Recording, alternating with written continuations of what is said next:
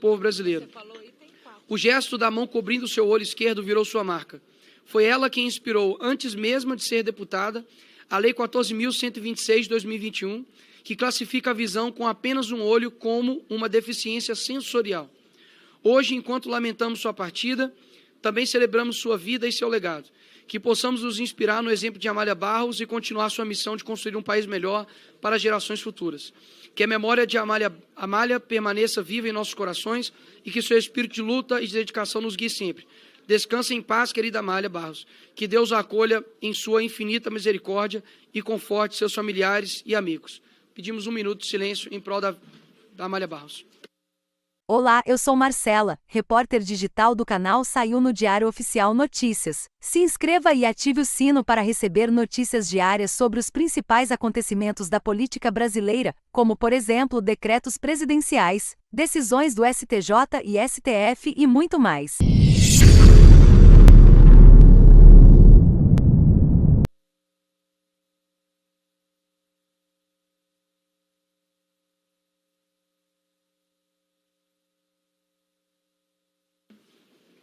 Em apreciação às atas da 13ª reunião deliberativa extraordinária, realizada em 8 de maio, das 14ª e 15ª reuniões de audiência pública, realizadas em 9 de maio, em votação às atas, aqueles que as aprovam permaneçam como se encontram, aprovadas.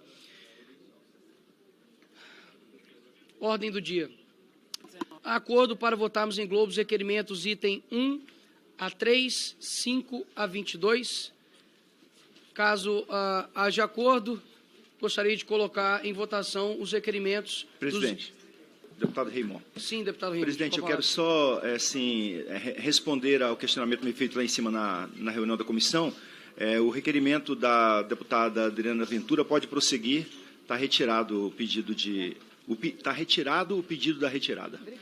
Obrigado, deputado Raymond. Eu me comprometi com o deputado Raymond que ele vai incluir um convidado, que ele queira sugerir, não tem problema nenhum. E eu quero subscrever, inclusive, o requerimento 5 da deputada Franciane Bayer, que está no Sul, por conta das enchentes e tudo, e a gente vai subscrever para que ele seja aprovado também.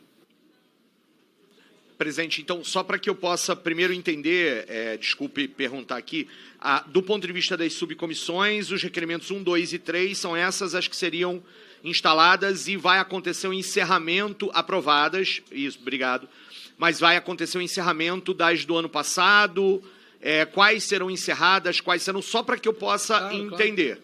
Ao mesmo tempo, para aproveitar e nos poupar tempo, eu gostaria de subscrever os itens 9, 10 e 11 e gostaria de encarecidamente pedir aos meus pares, colegas aqui da Comissão de Educação, para que a gente tenha uma atenção especial sobre a questão da greve na educação pública federal, que tem acontecido ao longo do tempo. Agora, nesse momento, está acontecendo uma mesa de negociação do governo com o ANDES, com o Sindicato das Universidades. Na terça-feira haverá uma mesa sobre a questão dos técnicos. Então, hoje o debate é sobre professores, sobre docentes. E na terça-feira, sobre os técnicos, estão em greve uma série de universidades, institutos federais, o Colégio Pedro II. Nós estamos aqui no pedido para que o governo avance nas negociações. A ninguém interessa uma greve que se arrasta, uma greve longa, que, sem sombra de dúvidas, é um problema para as comunidades escolares, para os familiares, mas para que a greve possa ser encerrada é preciso que o governo avance nas negociações e apresente, perspectivas melhores para esses servidores. E aproveita, até porque ele tem a ver com o requerimento número 11 da deputada Sâmia Bonfim, que eu estou aqui subscrevendo, também para chamar a atenção sobre a negociação necessária entre o MEC e os seus servidores diretos, os servidores do MEC. A mesa da negociação desses servidores precisa acontecer e nosso mandato está atento, acompanhando tudo isso. Muito obrigado, senhor presidente. E subscrição, então, desses requerimentos. Ok, obrigado pelo questionamento, deputado Tarcísio. O artigo 29 do regimento, parágrafo 1º, ele delimita a quantidade de subcomissões permanentes e subcomissões especiais. O nosso intento foi aprovar essas subcomissões para que depois, de forma de acordo, decidir quais serão excluídas, suspensas e quais entrarão em pauta. Nosso intento é aprová-las para que a gente faça dessa forma, ok? Votação em globo dos requerimentos, item 1 a 3 e 5 a 22, em votação. Os senhores deputados e as senhoras deputadas que aprovam permaneçam como se encontram, Aprovados. Vamos, então, aos demais requerimentos. Está gostando do conteúdo? Curta esse vídeo e fique conosco até o final.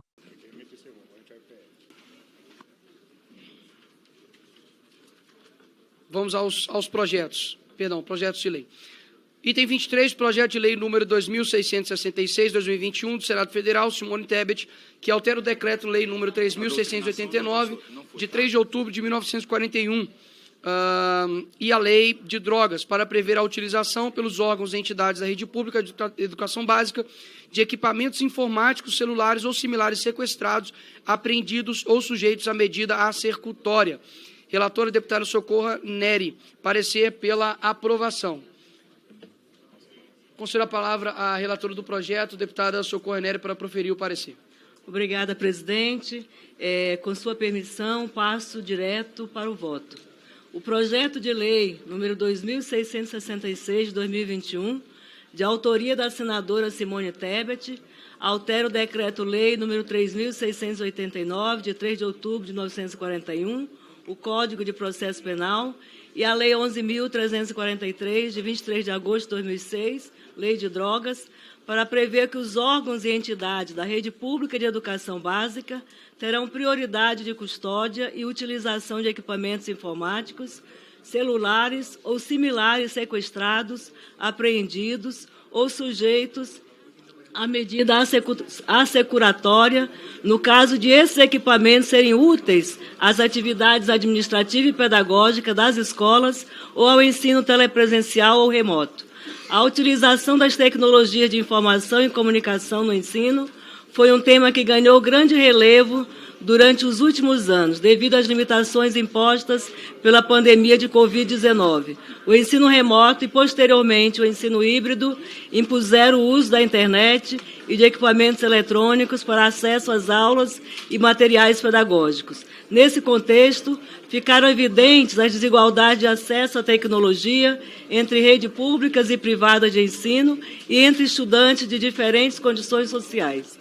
Diversas iniciativas surgiram com o objetivo de prover a inclusão digital, que era, naquele momento, necessária para garantir aos estudantes seu direito fundamental à educação.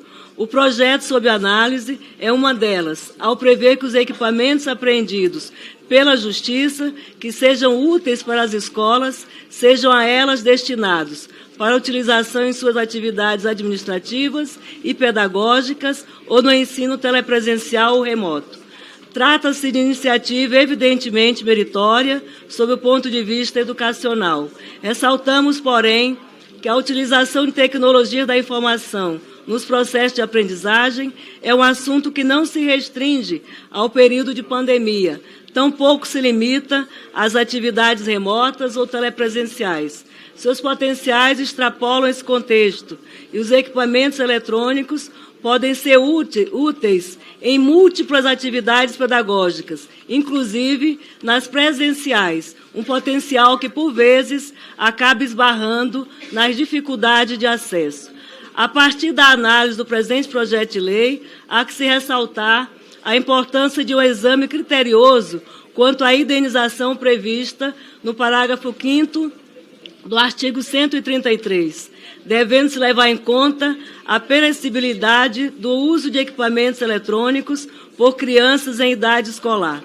Considerando que o uso frequente desses equipamentos para estudantes mais jovens podem aumentar o risco de acidentes e danos, é fundamental ponderar sobre o impacto financeiro que a indenização imposta poderia ter sobre as escolas e secretarias de educação, em relação a ter recursos suficientes para cobrir tais indenizações. Assim, seria mais adequado para as redes de ensino planejar e adquirir equipamentos novos diretamente de fabricantes, evitando, assim, as complicações financeiras e administrativas relacionadas à proteção de equipamentos usados. Por isso, apresentamos substitutivo com um pequeno aperfeiçoamento técnico no parágrafo 3º-A do artigo 133-A, incluindo a palavra pedagógica, para que a prioridade de custódia e utilização dos equipamentos seja das redes de ensino, no caso de estes serem úteis não apenas à atividade administrativa ou ao ensino telepresencial ou remoto, mas sempre que sejam úteis a atividades administrativas ou pedagógicas de qualquer modalidade. Outra alteração sugerida é a supressão do parágrafo 5º do artigo 133-A, que prevê indenizações financeiras quando for julgada extinta a punibilidade ou absolvido o réu, pois as escolas não terão como arcar com quaisquer tipos de indenizações. Tendo em vista o exposto, voto pela aprovação do projeto de lei 2666/2021, na forma do substitutivo anexo. Sala da comissão, assinado, então, por esta relatora, senhor presidente. Obrigado, deputada Socorro. Está aberto para discussão. Algum deputado gostaria de discutir a matéria? Não havendo quem queira discutir, declaro encerrada a discussão. Em votação, o parecer. Aqueles que os aprovam permaneçam como se encontram. Aprovado o parecer. Item 24, projeto de lei número 6.622/2016, do senhor Eros Biondini, que institui incentivo fiscal para doações a projetos que concorram para a garantia do funcionamento e melhoria da infraestrutura de instituições públicas de ensino. Relator, deputado Gustavo Gayer. A sua palavra para o relator, deputado Gustavo Gayer. Obrigado, presidente. Vamos direto ao voto. Presidente, tem um pedido de retirada. A retirada de pauta do deputado Raymond. 3 minutos. Não, presidente. Presidente, na verdade, o governo quer ter um tempo para conversar, para a gente entender os impactos desse projeto. O projeto, nós não entendemos que ele precise terminar a sua tramitação por aqui, mas solicitar ao deputado Gaia, que é o relator do projeto 6622 do deputado de Minas Gerais, Eros Biondini, que a gente tenha, portanto, nessa retirada de pauta, um espaço para conversa, um espaço para que a gente possa entender e o governo apresentar as suas questões, de modo particular em relação à questão do impacto financeiro. A proposta institui incentivo fiscal para doações e a projetos que concorram para a garantia do funcionamento, portanto, e melhoria na infraestrutura das instituições públicas de educação, das instituições públicas de ensino Brasil afora.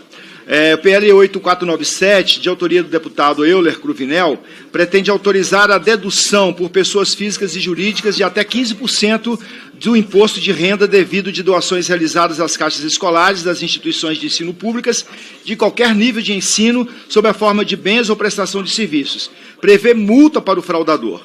O PL 10374, de 2018, do deputado Otávio Leite, lá do Estado do Rio de Janeiro, tem por objetivo permitir que as doações previstas na Lei 8069, o Estatuto da Criança e do Adolescente, para os fundos dos direitos da criança e do adolescente, sejam feitas diretamente a escolas e creches conveniadas com o poder público. O PL 316, de 2019, do deputado Rubens Ottoni, pretende permitir que as pessoas físicas e jurídicas reduzam o imposto de renda devido em até 15% em razão de doações de bens e valores em favor de caixa escolar de instituições públicas de ensino fundamental e médio. O PL 2213, de autoria da deputada Magda Mofato, faz referência em sua justificativa ao projeto principal e aos 2 primeiros apensados. Tem objetivo similar quanto à dedução do imposto de renda das pessoas físicas e jurídicas de doações e serviços prestados às escolas públicas. Foi distribuída às comissões de Educação, Finanças, Tributação, Constituição e Justiça e Cidadania, sujeita à apreciação conclusiva pelas comissões. Presidente, não se pode, então, as propostas colocadas, a gente entende que não se pode assimilar a renúncia fiscal constante da proposição, já que já afeta negativamente o montante global da base de recursos impostos vinculados à manutenção e desenvolvimento do ensino, quando, na verdade, o desafio nacional pactuado no Plano Nacional de Educação, PNE, é justamente ampliar os recursos públicos em MDE operados pelo Estado. Portanto, a gente indica voto contra e, para caminhar, para a gente poder dialogar com o relator e com a autora do projeto, nós pedimos a retirada desse projeto. Obrigado, deputado Raymond. Com a palavra o relator, deputado Gustavo Gaia.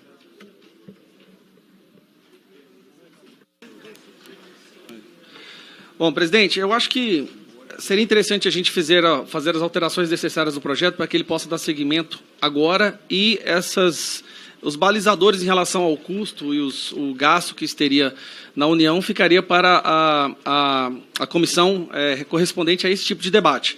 Uma sugestão que eu faço é que, já que um grande problema em relação ao efeito, o impacto que isso teria no orçamento da União, que essas doações, essas melhorias feitas nas instituições de ensino tivessem a aprovação do MEC. O MEC, como é o Ministério do Governo, teria muito mais informação, muito mais base de dados para fazer uma análise de impacto por cada projeto a ser proposto. Então, eu acho que se a gente colocar na pauta, né, eu pergunto até para os meus colegas aqui da comissão, se nós fizermos uma alteração no projeto, onde só se fosse aprovado pelo MEC, se nós pudéssemos dar sequência e levar adiante o debate dessa proposta que, sinceramente, é algo que talvez já deveria ter acontecido há muito tempo devido às péssimas qualidades da estrutura do ensino brasileiro. Pergunta ao relator se gostaria de retirar o projeto para ser colocado para a semana que vem ou deseja ir para o voto? Eu proponho essa alteração onde as melhorias, as doações tivessem aprovação do MEC. E aí, acho que engloba todo o argumento mencionado pelo deputado anterior. Deputado Raymond, gostaria de... Presidente, eu sugiro, né, portanto, que a gente mantenha a retirada de pauta e que se abra o diálogo com o deputado relator, deputado Gaia, para a gente fazer os acertos. A questão é que a gente tem que cuidar para que a gente não retire recurso da educação pública, né, para que a gente entenda como é que esse recurso chega, e como é que a gente o usa de maneira mais adequadamente possível. Então, eu sugiro que o deputado, quer dizer, é a sugestão aqui do governo, que seja mantida a retirada e que o diálogo se abra com o deputado relator. Então, será retirado então, de ofício pela presidência, será colocado com compromisso na semana que vem para dar esse tempo de fazer todas as alterações. O item 25, projeto de lei número 10.557 de 2018, do senhor Newton Tato, que dispõe sobre a reinserção de carência de 18 meses após a conclusão do curso superior e antes do período de amortização, tanto para o Fundo FIES como para o Programa FIES, bem como sobre a possibilidade de pagamento com o trabalho dos financiamentos, que dispõe sobre o Fundo de Financiamento Estudantil FIES. A relatora, a deputada Duda Salaber, que não se encontra, portanto, retirarei de pauta pela ausência da relatora. Item 26, projeto... Presidente, me permita de novo. Sim, deputado. Eu, quando faço uma retirada de pauta de algum projeto de algum deputado, eu acho que a gente tem que fazer isso com muita responsabilidade. Então, já que esse projeto volta, eu queria sugerir ao deputado Gaia que a gente não deixe passar de hoje, após essa reunião aqui, para a gente conversar entre a assessoria do deputado e a assessoria do governo que quer fazer as adequações possíveis. Perfeito. Porque na semana que vem, se a gente não consegue chegar num acordo, a gente vai a voto e aí o plenário soberano resolve. Mas que a gente não retarde esse diálogo para que na semana que vem dizer, olha, nós não tivemos o diálogo, então ficou tudo como antes. Então, eu queria só, pela responsabilidade da retirada do projeto, dar esse entendimento aí ao plenário. Perfeito, deputado Raymond, registrado. Item 26, projeto de lei 3.531, 2019, do senhor Raul Henry, que institui a política de valorização dos professores da educação básica pública e o Exame Nacional de Certificação de Professores de Educação Básica Pública. Relator, deputado Ismael, que solicitou a retirada de pauta. Então, retiro da retirada de pauta este projeto, item 26. Só justificando, presidente, não houve, Claro, senhor deputado. não houve apresentação do impacto financeiro. Ok. Item 27, projeto de lei número 620, de 2021, do senhor Carlos Sampaio, que estabelece normas gerais para aprimoramento da educação especial por meio das rodas de conversas integradas, que serão realizadas com a finalidade de apoiar os estudantes com deficiência e seus familiares na inclusão escolar no âmbito dos sistemas públicos de ensino da educação básica. Relator, deputado professor Alcides, parecer pela aprovação deste e do projeto de lei número 2275/2021, apensado na forma do substituto da Comissão de Seguridade Social e Família, com a subemenda da Comissão de Defesa dos Direitos das Pessoas com Deficiência. Passo a palavra para o relator, professor Alcides.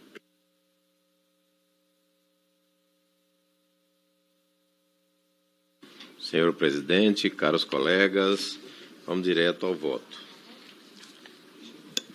Cabe à Comissão de Educação, nos termos do artigo 32, inciso 9, alíneas A até D do regimento interno, opinar sobre todas as matérias atinentes à educação em geral, política e sistema educacional, em seus aspectos institucionais, estruturais, funcionais e legais, bem como o direito da educação e recursos humanos e financeiros para a educação. A educação inclusiva é um direito fundamental e um princípio essencial para construir uma sociedade mais justa e igualitária. Estudantes com deficiência enfrentam desafios únicos no sistema educacional, que muitas vezes não estão adequadamente equipados para atentar às suas necessidades específicas. A falta de um sistema de apoio eficaz para esses estudantes e suas famílias pode levar a uma série de desvantagens educacionais e sociais.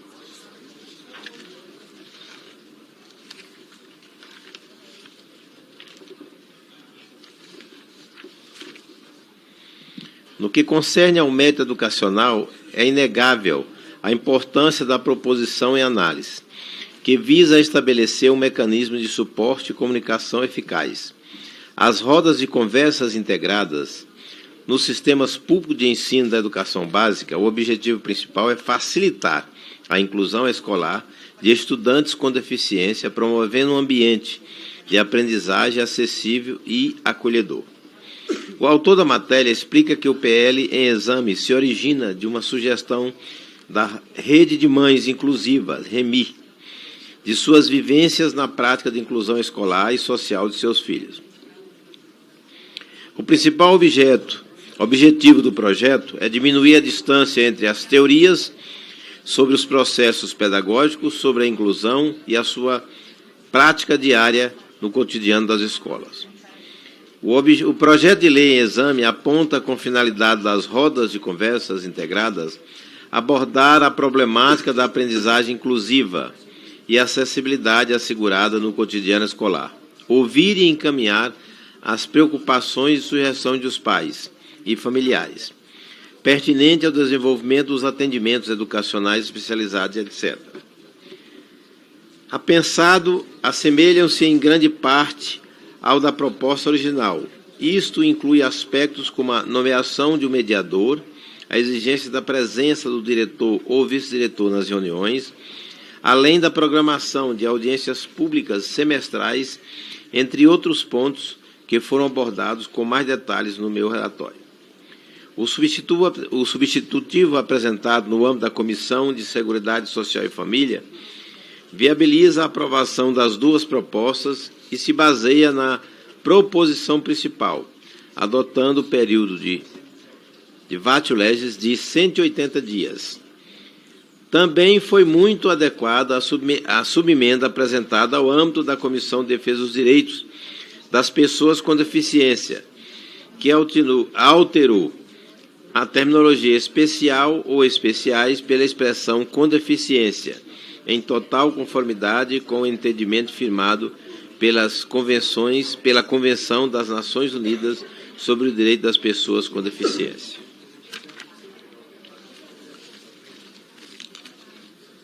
Em face do exposto, nosso voto é pela aprovação do projeto de lei 620/21 e do seu apensado, projeto de lei 2265/21, na forma do substitutivo da Comissão de Seguridade Social e Família, com a subemenda apresentada no âmbito da Comissão de Defesa dos Direitos das Pessoas com Deficiência. Esse é o relatório. Em discussão, algum deputado gostaria de discutir? Presidente, para discutir.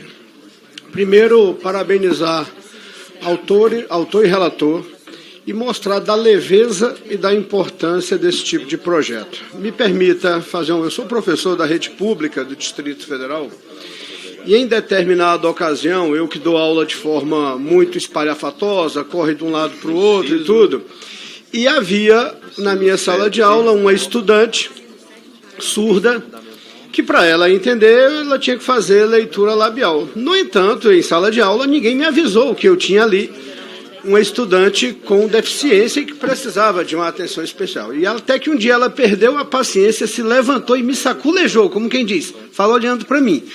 Aquilo foi tão importante, eu até criei uma expressão que eu uso em sala de aula, que quando eu quero chamar a atenção de alguém, eu falo, leia meus lábios. Isso nasceu em função desse fato. E a partir, posteriormente, como parlamentar, aqui no Distrito Federal, acabei criando uma legislação que introduzia a Semana Distrital da Inclusão. Uma semana no início do ano letivo, para que a escola crie mecanismos, a exemplo desse, roda de conversa, para que todo mundo saiba quem tem alguma deficiência, para que os professores que não conhecem especificamente aquela deficiência possam criar práticas pedagógicas para melhor fazer o trabalho e até para que os familiares possam expor forma de melhor conviver com aquela situação. Isso a Secretaria de Educação aqui entendeu que era importante e até colocou como semana oficial do calendário da Secretaria de Educação do Distrito Federal. Isso tem mudado a realidade. A partir dali a gente já começa, por exemplo, o respeito e o combate ao bullying. Então esse tipo de ação proposto agora em âmbito federal, extremamente importante, até porque agora nós temos escolas inclusivas, quase todas as salas de aula tem algum estudante com alguma deficiência, e é importante que tanto professores quanto os colegas de sala possam entender um pouco aquilo, para que, a partir do respeito, até contribuir para o bom desenvolvimento educacional e pedagógico dessa criança. Então, parabéns ao autor, parabéns ao relator, por, de certa forma, levar essa legislação que nós já temos no DF para o âmbito federal. Obrigado, presidente. Obrigado, deputado Luiz Lima. Obrigado, senhor presidente. Obrigado, presidente Nicolas. Professor Alcides, parabéns pela sua relatoria, extremamente oportuno, mas eu gostaria de sugerir aqui que também fosse incluído o ensino médio, o ensino superior e até o mercado de trabalho, né, nessa transição do ensino superior para a inserção dessas pessoas com deficiência, porque todas as fases etárias, todos os momentos da vida aí do estudante, essa apresentação, essa inclusão é necessária. Obrigado, presidente Nicolas. Deputado Daniel, com a palavra. Presidente Nicolas, também eu queria ressaltar a importância desse projeto, parabenizar o relator, dizer que é muito importante nós pensarmos na inclusão como um modo de fazer uma educação mais eficaz e discutir as melhores maneiras, juntos com os familiares, porque cada um desses alunos com PCD, eles têm suas particularidades. Então, a escola, o governo, o sistema de ensino educacional público, ele precisa estar atento a isso. Então, eu quero parabenizar e reiterar. Também, aproveitando na minha fala, eu queria subscrever alguns requerimentos, se fosse possível. Requerimento número 1, 3, 11, 17, 18 e 21. Queria subscrever esses 3 requerimentos também e, mais uma vez aqui, parabenizar o relator e o projeto de lei que acabou de passar por essa casa. Obrigado. Deputado Raymond. Presidente, eu quero começar aqui a minha fala sobre esse projeto fazendo uma saudação ao educador Paulo Freire. Paulo Freire, que nos afirma que a educação sempre é uma ação política transformadora, e nós nunca podemos perder isso de vista. Ele entende que a educação se dá na circularidade. A educação se dá quando educadores e educandos se compreendem aprendizes. Quando educadores e educandos se compreendem nesse processo, que é um processo mais bonito da humanidade, que é o processo de adquirir conhecimento, processo de transmitir conhecimento, processo de partilhar conhecimento. Numa roda de conversa, a gente não tem degraus. Numa roda de conversa, a gente elimina as hierarquias. Numa roda de conversa, os saberes se dão. Numa roda de conversa, ninguém é uma tábula rasa. todo mundo traz conhecimento, todo mundo partilha conhecimento. Então, quero começar fazendo uma saudação ao educador Paulo Freire, né, educador Paulo Freire, que nos trouxe tantos ensinamentos. Depois queria lembrar, eu não sei se eu distraí aqui na minha audição, na fala do professor Alcides, e inclusive agradecê-lo por lá na Comissão de Educação hoje, ter acordado conosco de trocar o verbo, né, de deverão para poderão, né, professor Alcides, agradecer ao senhor por esse entendimento, que diz lá, por fim, o PL estabelece que as dotações orçamentárias para a realização das rodas deverão ser incluídas no orçamento do Ministério da Educação. Nós trocamos esse verbo, dever, por poder. Então, o Ministério não deverá, mas poderá. Então, queria fazer essa observação. E, por fim, dizer ao autor e ao relator que nós precisamos que esta que é uma prática da educação libertadora, essa que é uma prática da educação que vai, inclusive de encontro. Eu falei de encontro, não ao encontro. Eu falei de encontro. Choca com o projeto Escola Sem Partido, em que professores são muitas vezes são constrangidos, onde alunos muitas vezes são constrangidos e, portanto, vai de encontro ao projeto Escola Sem Partido. Esse é um projeto libertador. Este é um projeto da educação libertadora. Quero fazer a saudação. Depois lembrar, presidente, e deputados e deputadas, que a gente tem aqui uma questão muito séria, né? O Veras lembrava aqui, o deputado Veras, lembrava aqui sobre a questão do bullying. Numa roda de conversa, a gente se entende. Numa roda de conversa, a gente fala. Numa roda de conversa, os problemas aparecem. E aí, vai chegar aqui a essa comissão de educação um projeto contra a aporofobia na escola pública, que é exatamente a questão da discussão sobre o bullying ou o combate ao bullying. Parabéns ao relator, parabéns ao autor. Gostaria de passar para o relator, professor Alcides, que acredito que vai registrar as modificações que foram feitas em acordo anteriormente. Perfeitamente, presidente. No artigo 2º, ensino de rede pública de educação básica e ensino médio, acrescentar a palavra ensino médio. E aqui no artigo 7º, substituir o verbo deverá por poderá. Obrigado, professor Alcides. Professora Luciene, com a palavra. Presidente, quero parabenizar o relatório do professor Alcides, quero parabenizar essa comissão por ter colocado em discussão o tema da educação inclusiva. Esse é uma das problemáticas mais urgentes para quem está no chão da escola. Nós precisamos estabelecer aqui na Comissão de Educação várias ações de diferentes ordens, para que a gente possa, de fato, garantir que todos os nossos estudantes com deficiência possam ter acesso ao currículo escolar. Quero aqui também manifestar o meu repúdio às operadoras de saúde, como a Amil, que estão rompendo o contrato de assistência médica às pessoas com deficiência.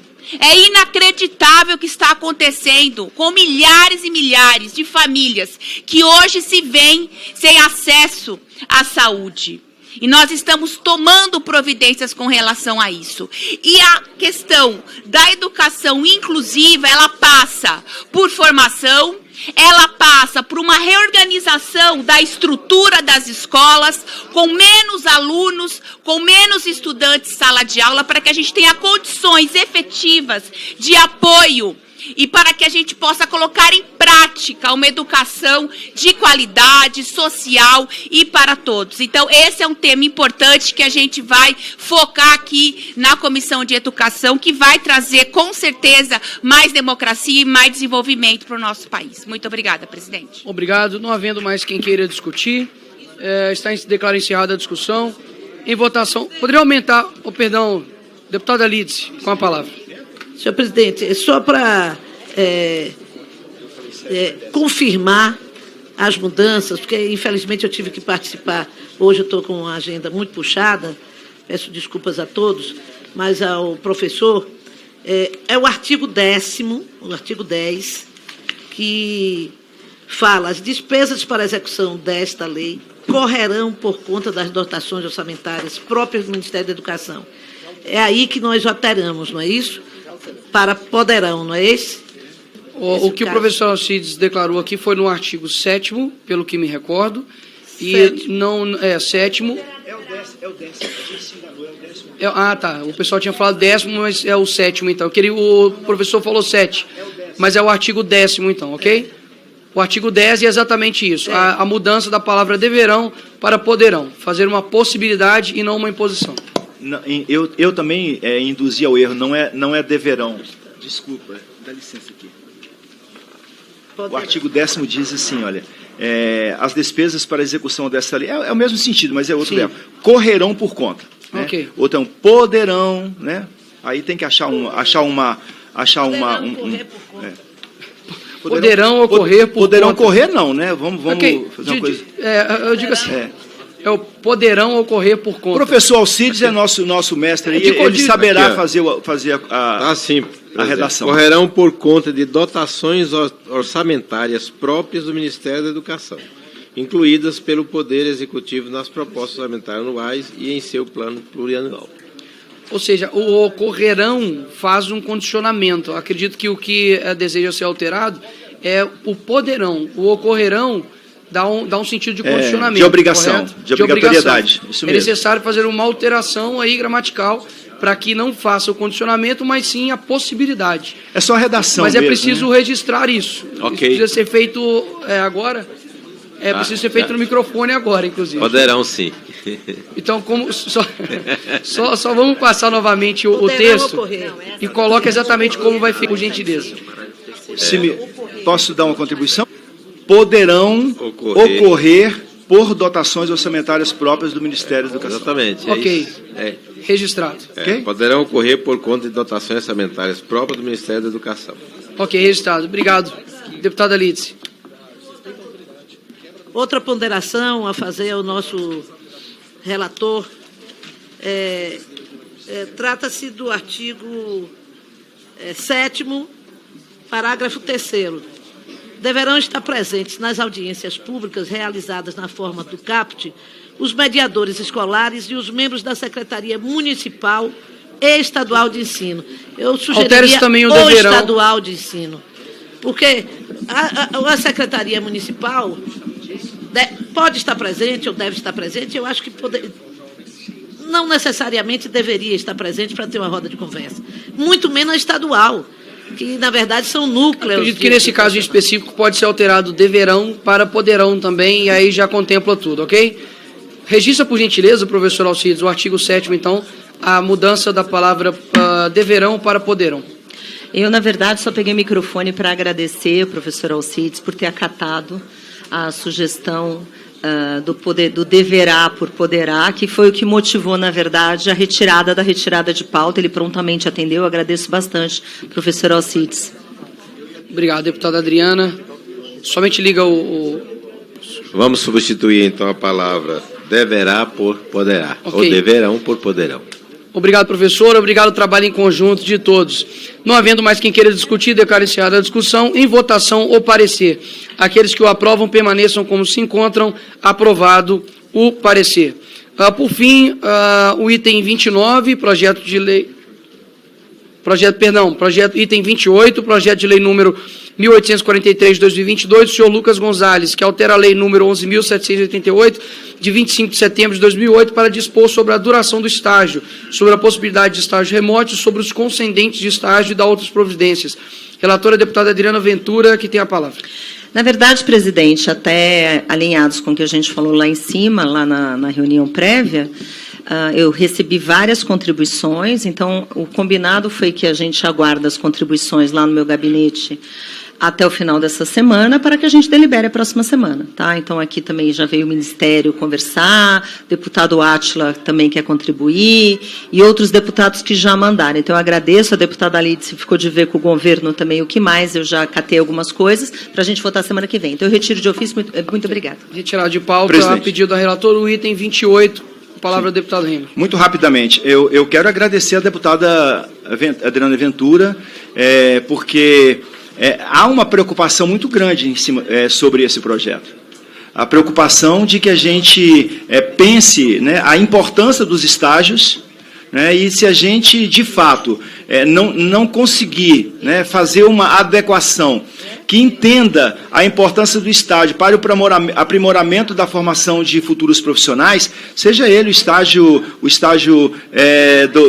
do magistério ou de qualquer outra profissão, a gente corre um grande risco de penalizar, né, ou de diminuir a qualidade da formação acadêmica de nossos futuros profissionais. Então, até porque a gente falou lá em cima sobre a possibilidade de ter uma coisa híbrida, né, até se a gente não conseguir dobrar para dizer que tem que ser quase que 100% presencial. Se a gente não conseguir fazer isso, a gente vai fazer, na discussão do híbrido, definir exatamente qual é o percentual de presencial e qual é o percentual de remoto. Senão, daqui a pouquinho, o híbrido, se ficar híbrido, fica, por exemplo, 90% de remoto e 10% de presencial, fica tudo muitíssimo complicado. Então, a gente precisa conversar muito sobre isso. Agradeço a deputada Adriana Ventura por ter retardado a discussão aqui, adiado a discussão aqui, mas a gente tem que se debruçar sobre isso. Eu peço que a assessoria dos mandatos, né, do Partido dos Trabalhadores e da frente PCdoB, PV e PCdoB, PV e PT, e os partidos que discutem com o governo, da base do governo, que a gente se dedique a colocar foco nesse projeto, porque ele é importantíssimo para a formação profissional do nosso povo brasileiro. Obrigado, deputado Raimonde. Deputada Adriana. Na verdade, é só uma solicitação, inclusive, para o deputado Raimonde, que eu gostaria de solicitar, já que vocês, assim, junto ao Ministério, já que vocês estão dialogando, que a gente faça realmente um debate em cima de evidências e dados. Porque tem cursos que, inclusive, funcionam melhor no remoto, tem outros que não funcionam no remoto.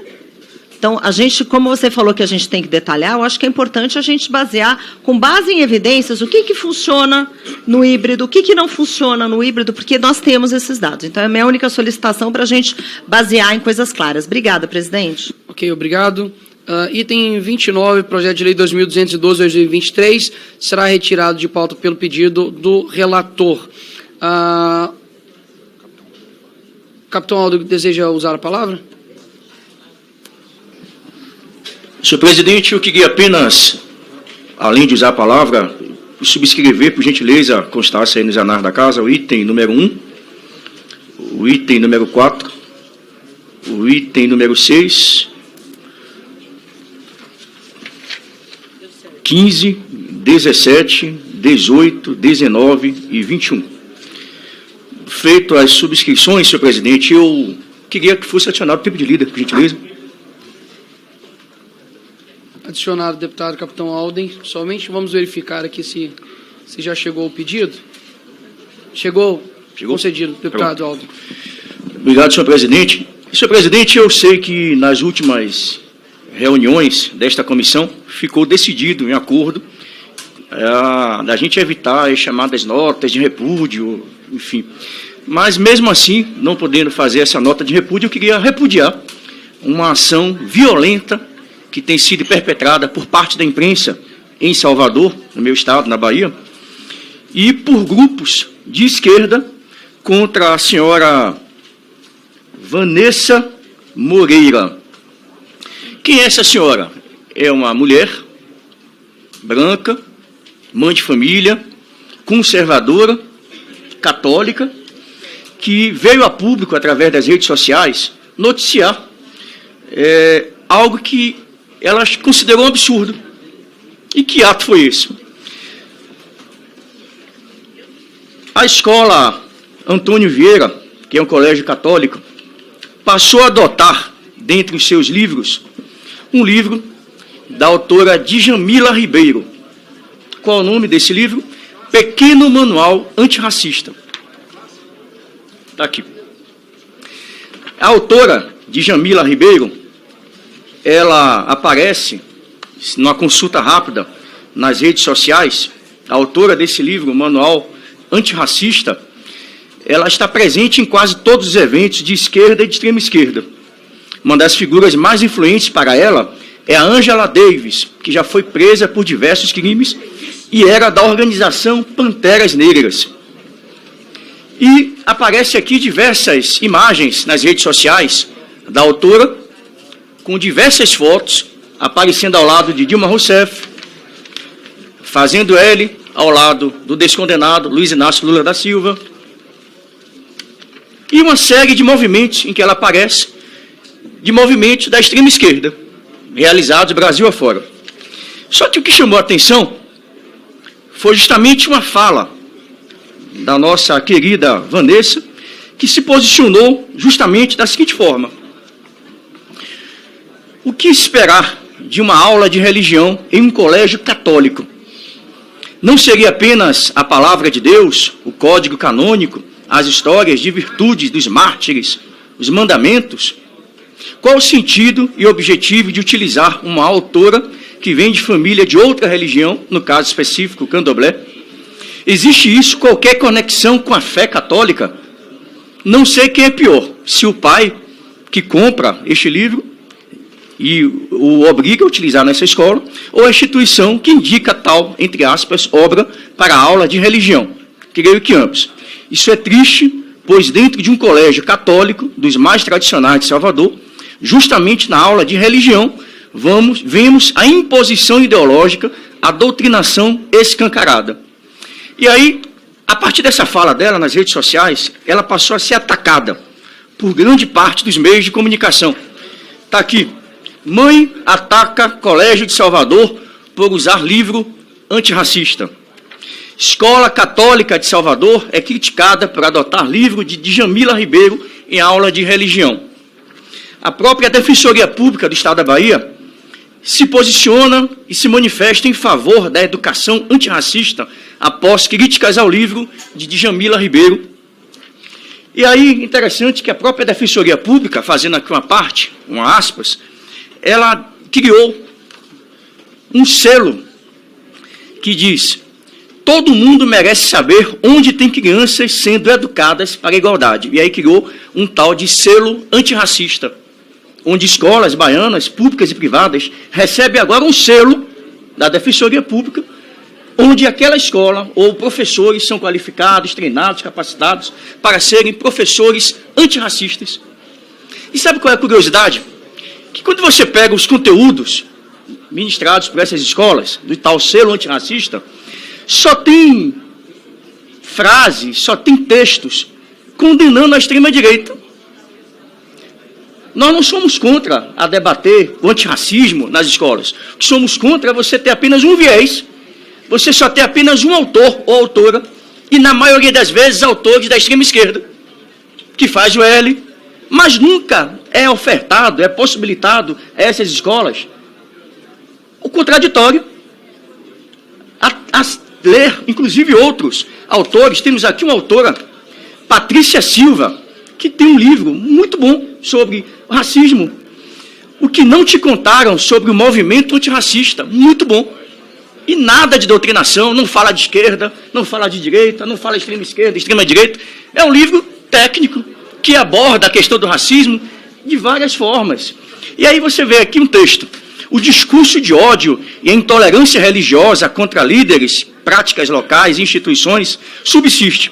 Mais recentemente, a instrumentalização política das religiões pela extrema-direita, com deturpação da noção do direito e as liberdades religiosas e de expressão, tem produzido hostilidades contra pessoas identificadas com os movimentos feministas e LGBTQIA+. E aí você vê outro trecho: o extremismo da direita entre adolescentes e jovens no Brasil tem resultado ataques às escolas e há alternativas para a ação governamental. Aponta que os ataques violentos às escolas têm relação com a escalada do extremismo de direita no país e a falta de controle ou criminalização desses discursos e práticas, bem como de sua difusão através dos meios digitais. Ou seja, empurra a goela abaixo para crianças, para jovens, adolescentes, o discurso deles. E é sempre culpa da violência da extrema-direita.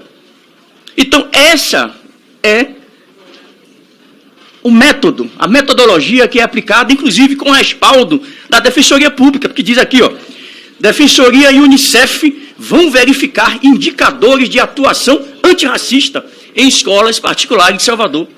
E como é que é feito o critério, como é que é feita a escolha para que a escola receba o selo antirracista? Muito simples.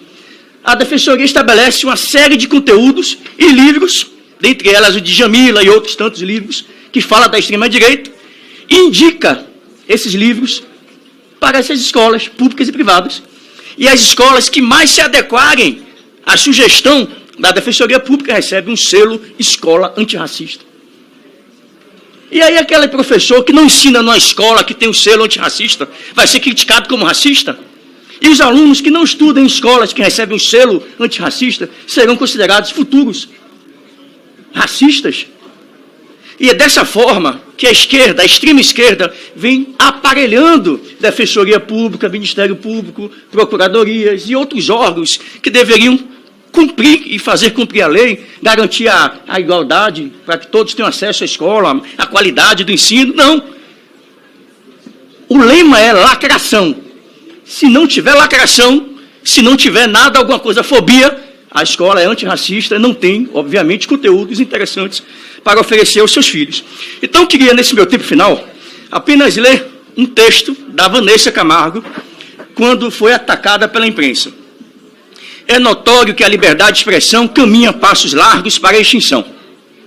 Fiz uma crítica baseada em um documento público disponível no site do Colégio Católico Antônio Vieira, por utilizar um livro para aula de ensino religioso, com conteúdo que radicaliza as relações humanas e defende ideais como desencarceramento em massa e abolicionismo penal. Será que isso está claro para todos os pais? Às vezes é necessário reforçar o óbvio, mas em momento algum foram feitos comentários depreciativos à raça, cor ou credo da autora, que publicamente ameaça entrar, inclusive, com um processo contra mim, por simples discordância. Inclusive, aproveito aqui para recomendar incríveis intelectuais, negras e negros brasileiros, a exemplo de Geisiane Freitas e Patrícia Silvia, que são acadêmicas muito mais robustas intelectualmente do que a Djamila. Suponho que pais que se ofenderam com o meu posicionamento a respeito do colégio sequer leram e ou concordam com a obra. Os que fizeram estão corretos e possuem livre escolha de seguir nesse caminho. Mas clamo para que, de fato, leiam a obra a fim de avaliarem com propriedade se o conteúdo do manual antirracista condiz com os valores que as suas famílias desejam perpetuar. Então, senhor presidente, finalizando, é isso que eu vou defender aqui a todo momento.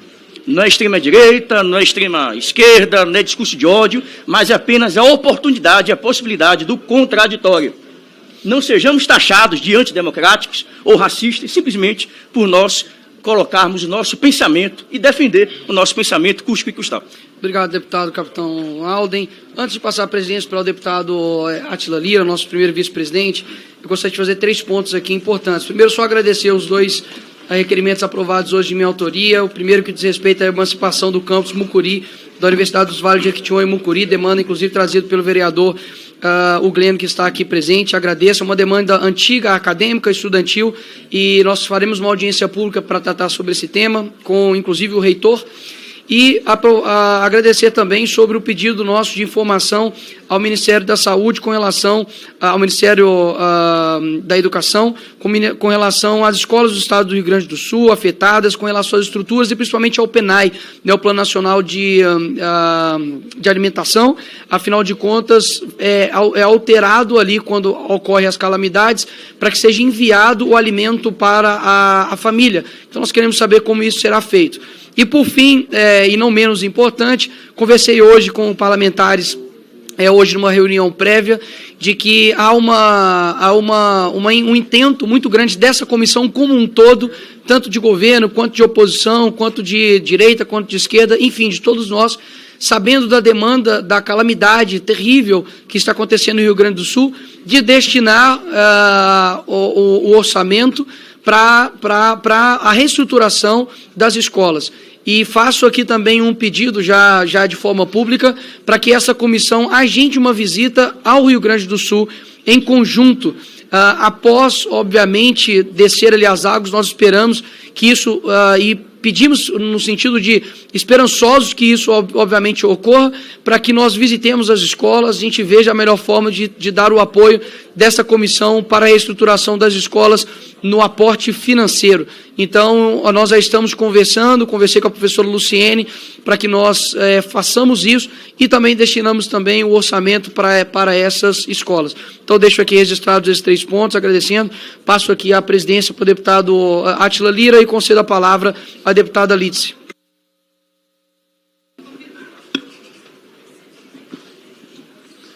Em transição à presidência.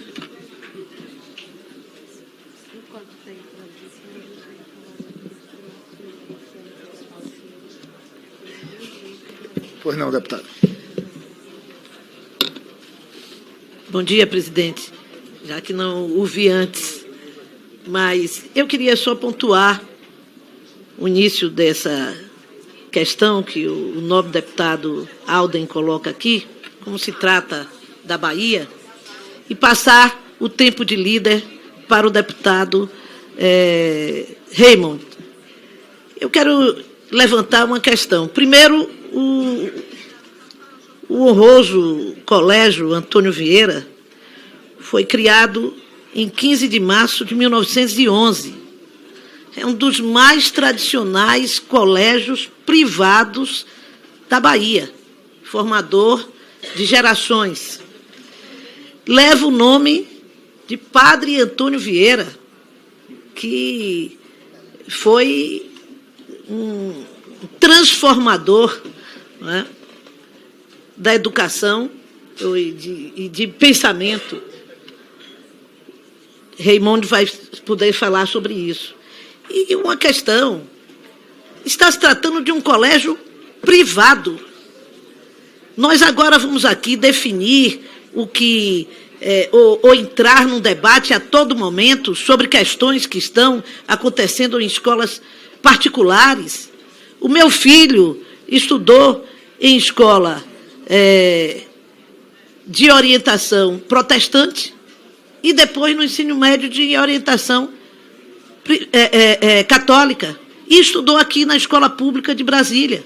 E eu estudei durante toda a minha vida de criança e adolescente numa escola católica em Alagoinhas. Então, o entendimento que a direção daquela escola tem a respeito da formação cristã dos seus alunos diz respeito àquela escola. A colunista, ou parte do princípio, inclusive, de que o filho dela não estuda naquela escola. E, no entanto, faz um ataque chegando a tentar desqualificar intelectualmente a Djamila, porque com análise de currículo é isso que é a discussão não é essa. Num estado, inclusive, que é o estado com a maior população negra do Brasil, né? E eu, especialmente, que venho da região em que esta população é quase 88% da população, que é o recôncavo baiano, especialmente a minha cidade de Cachoeira. Então, senhor presidente, eu considero que não tem nenhum sentido trazer essa discussão para a Comissão de Educação, para tentar dar qualquer outro conteúdo, ou acusação de que a esquerda não se trata de escola pública para se acusar governo. Então, eu sinto muito, quero dizer que acho completamente equivocado o registro e a tentativa de transformar isso num debate político nessa comissão. Passo o tempo da liderança para o nosso deputado Raimundo. Obrigado, deputado Átila. Obrigado, deputada Lídice, pela generosidade, pela parceria aqui na bancada. Em 1492, chegam os espanhóis na América. Em 1500, chegam os portugueses no Brasil. Anteontem, dia 13 de maio, nós nos lembramos daquilo que a gente aprendeu na escola pública e nas escolas privadas também, da história, que é uma história que nos contaram, porque há uma outra história, que a história não conta. Disseram para nós que houve, 13 de maio, a abolição da escravatura, que foi a princesa Isabel, que pegou uma caneta dourada, bonita, e que, numa solenidade, no salão, assinou a Lei Áurea. A abolição ainda não aconteceu. As liberdades ainda não vieram. E, portanto, continua havendo, estruturalmente no nosso país, na nossa América, e aí vamos falar especificamente do Brasil, continua existindo, sim, muito racismo, muito processos de escravidão e de reconhecimento de que há raça e sub-raça. Portanto, eu quero ressaltar aqui a importância da luta antirracista. Ou se é antirracista, ou não basta apenas lutar pelas liberdades. A luta antirracista ela tem que estar na massa do sangue de cada um de nós, porque isso está muito além dos nossos preceitos ideológicos políticos, dos nossos preceitos ideológicos religiosos. Isso está no cerne da nossa condição humana. Nenhum ser humano deve ser considerado inferior a outro ser humano. Mas a gente acostumou a fazer isso. O deputado que usou da palavra para falar sobre a Bahia e sobre o seu estado, e que eu agradeço muito que ele tenha trazido esse tema, até porque é muito bom. Tem pessoas que me perguntam assim, Raymond, como é que você consegue escutar algumas coisas? Eu digo, é porque eu tenho ouvidos. É porque eu tenho audição. E é bom escutar aquilo que na verdade é contrário ao meu entendimento, até para eu elaborar o que eu acredito. E aí, eu quero aqui fazer uma saudação, agradecer a memória de Djamila, agradecer a memória de Angela Davis, agradecer a memória de Dilma Rousseff, 3 mulheres potentes. Inclusive, agora, durante a tragédia no Rio Grande do Sul, a presidenta, eu vou ficar de pé para falar da presidenta Dilma Rousseff, a presidenta Dilma Rousseff, lá presidindo o BRICS, encaminhou para o Rio Grande do Sul, encaminhou $1 bilhão para créditos dos BRICS para o Rio Grande do Sul. Então, falar dessas mulheres, para mim, é trazer a memória de mulheres potentes e valentes, que têm compromisso com a vida e que têm compromisso com a luta antirracista, como Djamila, como Angela Davis, como Dilma Rousseff. E eu quero aqui lembrar, desculpa, deputado, Padre Antônio Vieira deve estar se remoendo no túmulo. Um português que chega ao Brasil e que tem os sermões de Vieira. E eu fiz questão de resgatar um aqui, que ele cita um santo de minha devoção, que franciscano como eu, Santo Antônio de Pádua, ou para quem preferir, Santo Antônio de Lisboa, que é o Sermão aos Peixes. Lá no meu interior, em Minas Gerais, eu sou deputado pelo Rio, mas sou nascido em Minas, lá no meu interior diz assim, é preciso bater, e aqui não há nenhuma menção a ninguém, viu, gente? Não há nenhuma menção a qualquer pessoa que seja. Até porque não jogo indiretas. Aqui é uma menção de um dito popular. Diz assim, é preciso bater na cangalha para o burro entender. E é o que Antônio Vieira fala. Vieira começa um dos seus sermões introduzindo uma citação bíblica. Vós sois o sal da terra, ou seja, são os fiéis, os ouvintes, que devem participar ativamente da vida comunitária. Vieira, hein? E evitar que ele se torne palco de corrupções ou atrozes desvios de conduta. Passa então a mencionar um episódio em que Santo Antônio fora pregar o evangelho a uma plateia que não lhe deu atenção. A plateia não lhe deu atenção. Estava na cara a política racista, a dimensão racista do povo brasileiro, mas nós não demos atenção a ela. E aí, olha só o que acontece. Quando essa plateia não lhe dá atenção, resolveu pregar aos peixes. Já que a terra não se deixa salgar, dizia Antônio, dirijo-me ao mar e converso com os peixes. A política antirracista é uma política que tem que estar no DNA da humanidade.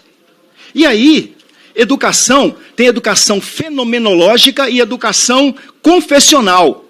A escola Padre Vieira tem que decidir qual escola de educação que ela quer dar.